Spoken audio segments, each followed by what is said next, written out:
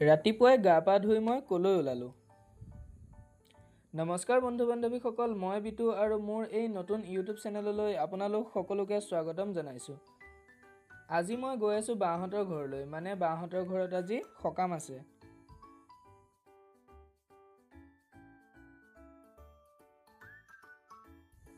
গাড়ীৰ পৰা নমাৰ পিছতে ভিনদেয়ে নিবলৈ আহিলে। এইভাগ হ'ল পাঞ্চজন্য নামঘৰ, জামুগুৰিহাট। এতিয়া আহি পালোঁ ৰাইজ। এয়া হ'ল মোৰ ভাগিনী, নাম আয়ুষী।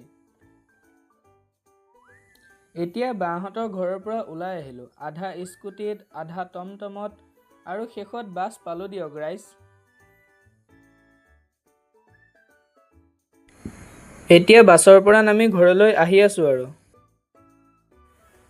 যদি ভিডিঅ'টো ভাল পালে তেনেহ'লে লাইক এটা কৰি দিব। Bye bye.